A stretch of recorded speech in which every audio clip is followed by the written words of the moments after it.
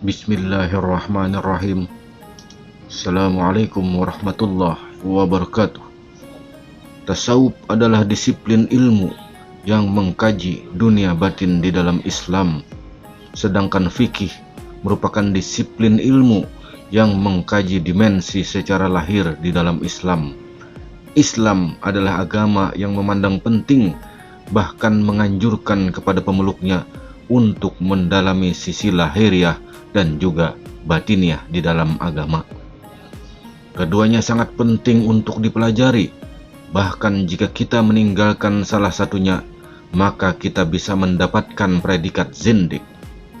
Imam Malik, pendiri mazhab Maliki dan guru Imam Syafi'i, di dalam salah satu quote-nya yang masyhur berkata, "Siapa yang mempelajari tasawuf tanpa didasari ilmu fikih, maka ia adalah seorang zindik, dan siapa yang mempelajari fikih tanpa tasawuf, maka ia adalah sesat, dan siapa yang mempelajari keduanya, maka ia akan menemukan hakikat kebenaran."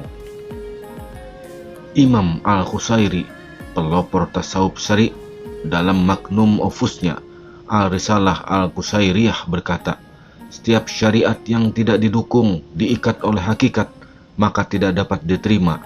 Begitupun sebaliknya, setiap hakikat yang tidak diikat oleh syariat maka tertolak."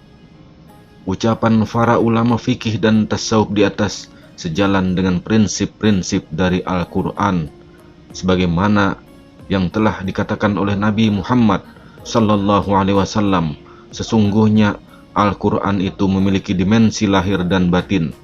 Setiap batinnya memiliki batin lagi, sampai 7 batin.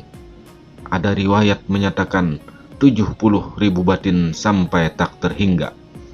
Dari penjelasan di atas, maka perlu kita memaknai dimensi lahiriah dan juga dimensi batiniah puasa, sehingga kita bisa mereguk kesempurnaan berpuasa di dalam beragama. Salah satu sufi besar yang ketat di dalam memegang syariat dan menjadi acuan di dalam menapaki dimensi hakikat adalah Syekh Abdul Qadir Al-Jailani. Kecerdasan akal dan kebeningan hatinya membuat ia mendapatkan predikat pangkat tertinggi di dalam dunia kewalian, yakni sebagai wali kutub. Syekh Ijjuddin Abdul Salam berkata, "Tidak ada kemuliaan, karomah yang disampaikan secara runtut dari masa ke masa secara mutawatir, kecuali karomahnya Syekh Abdul Qadir Al-Jailani." Selanjutnya, untuk melihat riwayat hidup, keagungan, kemuliaannya bisa dibaca dalam kitab Manaqib Syekh Abdul Qadir Al-Jailani. Risalah khusus dari Syekh Abdul Qadir Al-Jailani yang menyingkap secara jelas perbedaan terkait puasa syariat dan puasa tarekat. Berikut ini adalah perbedaannya. Yang pertama, puasa syariat itu adalah menahan, mengekang diri dari segala makanan dan minuman yang membatalkan, serta menahan diri agar tidak melakukan hubungan suami istri di siang hari saat berpuasa. Sedangkan puasa tarekat ialah mencegah anggota badan dari sesuatu yang diharamkan, dilarang, dan mencegah dari sifat-sifat nista, sifat ujub, sifat arogan dan keangkuhan, pelit, dan sebagainya. Yang kedua, terkait panjangnya berpuasa. Ketika berpuasa syariat itu adalah sifatnya sementara, yaitu menahan diri dari hal-hal yang membatalkan dari puasa tersebut ketika terbitnya fajar sampai terbenamnya matahari.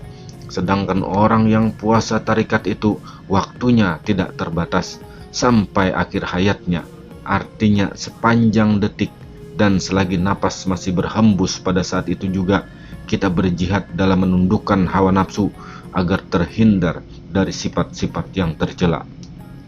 Kemudian yang ketiga, berbukanya puasa lahir ialah pada saat matahari tenggelam di waktu maghrib, dan untuk menentukan puasa atau berbuka puasa pada hari raya Idul Fitri ialah dengan melihat hilal. Sedangkan berbuka puasa orang tarekat ialah saat ketika kita masuk surga dan saat merasakan hidangan dan kenikmatan surga. Ru'yah untuk menentukan awal Ramadan dan akhir Ramadan menurut ahli tarekat adalah melihat Allah Subhanahu wa Ta'ala. Yang keempat adalah batalnya puasa orang syariat itu adalah dari makan dan minum ketika siang hari. Sedangkan menurut puasa tarekat itu, jika hati telah dikuasai dan digandrungi oleh keinginan selain Allah, maka batallah puasanya. Inilah setidaknya perbedaan mendasar yang dikemukakan oleh Syekh Abdul Qadir Al-Jailani. Semoga kita semua mampu mengoptimalkan puasa secara lahir, terlebih lagi puasa batin, sehingga menghantarkan kita kepada puncak kenikmatan berpuasa, sebagaimana yang telah Nabi sabdakan.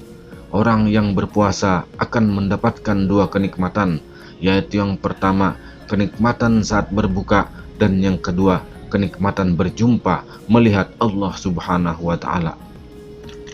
Kenikmatan saat berbuka adalah ketika kenikmatan yang bersifat jasmani atau hewani, yaitu tubuh kita merasakan segar dan bugar setelah seharian penuh ditempa teriknya panas matahari. Sedangkan kenikmatan melihat Allah merupakan kegembiraan untuk ruh dan jiwa rasional an-nafs an-natiqah manusia, yakni sisi lembut Rabbaniyanya. Puasa memberinya pertemuan dengan Allah Subhanahu wa Ta'ala, yakni musyahadah atau suatu penyaksian. Konsep liqa Allah, melihat Allah, adalah suatu konsep yang oleh para sufi menjadi suatu keinginan, suatu idaman, bahkan isyarat sebagai puncak spiritualnya. Wallahu a'lam bishawab. Mudah-mudahan ini dapat bermanfaat. Assalamualaikum warahmatullahi wabarakatuh.